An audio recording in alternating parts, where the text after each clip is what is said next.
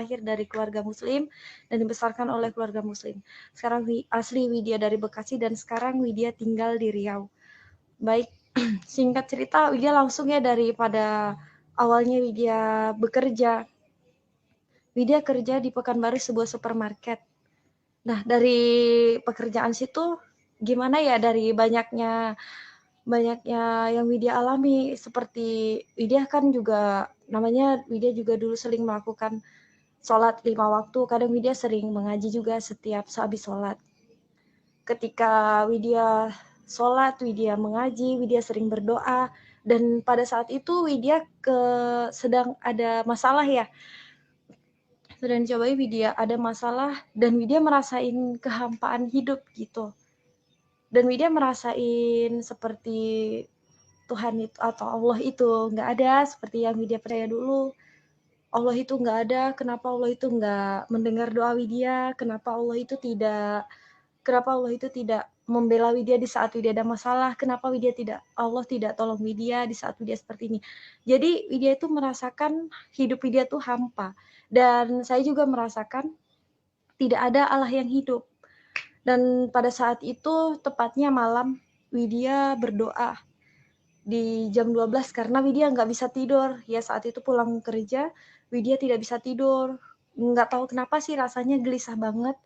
Lalu Widya berdoa, meminta sama Allah, sampai Widya menangis-nangis, Tuhan, atau Allah yang Widya sebut dulu ya, Allah tolong tunjukin dong jalan kebenaran. Allah, kenapa setiap Widya sholat, Widya mengaji, Allah itu tidak jawab Widya, kenapa tidak ada semuanya itu, kenapa tidak Allah tunjukkan ke dalam hidup Widya. Kalau memang Widya juga sempat menentang, tapi itu yang Widya rasain dulu ya, kenapa kalau memang Allah itu ada, Allah tunjukkan sama Widya, Allah tunjukkan kuasa Widya, Allah tolong tunjukkan jalan kebenaran Widya.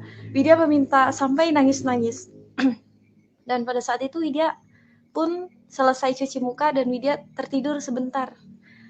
Dan nggak tahu kenapa waktu Widya saat tidur, Widya sudah dibawa ke suatu tempat ya Bapak Ibu. Widya di dalam mimpi Widya masuk ke dalam tempatnya itu tidak tahu seperti apa. Yang pasti dia tuh seperti sungai, tapi dia bukan sungai karena di situ banyak air jernih banget. Banyak air jernih dan bebatuan alami. Di situ tempatnya sejuk banget, sungguh. Itu luar biasa banget, baru Widya rasain sih. Dapat mimpi yang luar biasa seperti itu. Dan di situ banyak banget Widya lihat burung merpati. Burung merpati itu banyak sekali Widya lihat. Dan tidak tahu lagi Widya dibawa kemana. Pada saat itu Widya dibawa ke tempatnya yang gelap. Dan Widya di situ menangis karena begitu berat masalah Widya, begitu banyak beban yang harus Widya jalani. Jadi Widya menangis di sudut tempat yang gelap itu. Lalu Widya melihat gimana dari sudut sana ada datang cahaya yang sangat bersinar sampai Widya tidur tapi sampai terbangun itu gini karena dia tuh silau banget, cahayanya tuh terang banget. Lalu Widya sedang terjongkok dan ada orang yang melambaikan tangannya kepada Widya. Kepada saya dia melambaikan tangannya, lalu Widya pegang. Gimana Widya rasakan, Widya raba tangannya, Tuhan luar biasa banget. Tapi Widya di saat itu Widya merasa seperti ini ya, ini siapa? Di dalam hati Widya juga Widya bertanya-tanya, ini siapa gitu. Ya, mohon maaf saudara. Jadi Widya bertanya-tanya juga, ini siapa ya? Widya penasaran banget, kok dia bercahaya banget. Rasanya tuh ya tenang mendapatkan kedamaian. Dari situ Widya karena terkejut, Widya pegang, Widya raba tangan itu, kok jadi Widya merasa damai gitu. Dia ada sukacita yang luar biasa banget, dan Widya rasain itu tangannya ada bolongan gitu ya Bapak Ibu. Itu luar biasa banget, dan Widya langsung terbangun karena Widya baru kali itu, ini mimpi apa ya Widya bilang. Lalu Widya terbangun, Widya juga menangis. Widya mimpi apa sih, sampai Widya nggak bisa tidur lagi sampai besoknya. Widya masih memikirkan aja, Widya ini mimpi apa ya, Widya mimpi apa ya, kok tangannya bolong, kok dia bersinar banget. Jadi Widya banyak ngelamun di tempat kerja. Widya sering diam karena Widya mikirin hal itu. Itu apa sih, Widya bilang, itu apa sih gitu. Di hati Widya, masa iya Widya ketemu sama, Widya bilang Tuhannya orang Kristen gitu. Karena Widya dulu masih memeluk agama Muslim. Jadi Widya bilang, masa Widya sih ketemu sama Tuhannya orang Kristen, Widya bilang. Masa iya Widya ketemu sama Tuhan orang Kristen? Jadi pada saat itu Widya tanya sama teman Widya yang beragama Nasrani. Widya tanya sama dia. Widya ceritakan tentang mimpi Widya. Lalu dia juga dengan terkejutnya, wow, Wid luar biasa banget, kamu bisa mimpi ketemu Tuhan Yesus. Widya bilang, masa aku bertemu sama Tuhan kalian? Widya kan jadi seperti itu. Widya sih nggak begitu Widya dapat mimpi, Widya langsung percaya. Enggak, tapi Widya masih bertanya-tanya dan Widya berdoa juga. Tuhan, gimana ya? Widya pengen pengen tahu mana Tuhan yang benar, Widya bilang. Mana sih Tuhan yang benar Widya sembah? Kalau Tuhan itu ada, Tuhan tunjukkan sama Widya. Widya selalu bilang seperti itu. Nah, pada saat itu juga mungkin itu ya, Widya kurang merespon apa dari Tuhan. Widya sudah mimpi bertemu dengan Tuhan Yesus yang luar biasa banget. Dan pada saat itu Widya belum percaya, tapi Widya diam bertanya-tanya selama 4-5 bulan. Dan saat itu Widya juga sakit. Widya juga jatuh sakit selama 2 bulan. 2 bulan kurang lebih, sampai Widya juga cuti dari tempat kerja ya Bapak Ibu. Dan Widya cuti dari tempat kerja, awalnya Widya belum pulang ke kampung halaman. Jadi Widya masih di Riau, di Pekanbaru tempatnya. Dan di situ Widya menangis karena Widya rasain waktu itu sakit. Sungguh Widya kira Widya sudah nggak ada lagi harapan, karena rasa sakit yang Widya alamin itu cukup luar biasa banget ya, sampai Widya nggak bisa jalan. Semuanya sudah Widya alamin. Dan pada itu pagi-pagi Widya menangis banget, minta tolong sama Tuhan. Itu sudah 4-5 bulan setelah mimpi itu terjadi. Tuhan, Widya berdoa.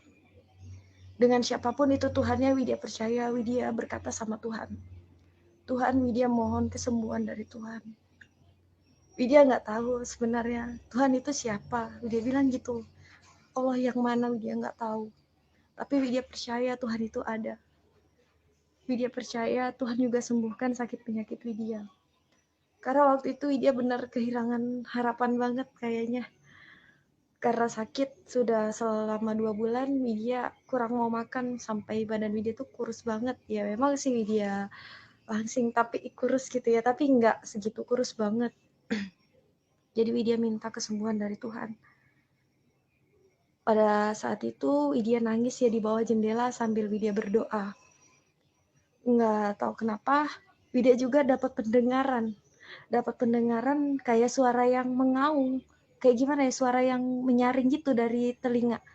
Perasaan sih nggak ada, tapi kok suaranya itu ada di telinga gitu ya. Widya lihat kiri kanan, sampai Widya juga lebih menangis menjadi-jadi lagi karena Widya ingat dosa-dosa Widya. Widya ingat seperti apa dulu yang Widya lakukan. Widya ingat ke situ. Lalu Widya minta ampun sama Tuhan. Tuhan, Widya minta ampun atas segala apa yang udah Widya lakukan. Dan Widya mau Tuhan pulihkan. Widya mau tahu harusnya seperti apa. Widya pengen tahu Tuhan siapa yang benar, Tuhan mana yang benar yang harus Widya sembah.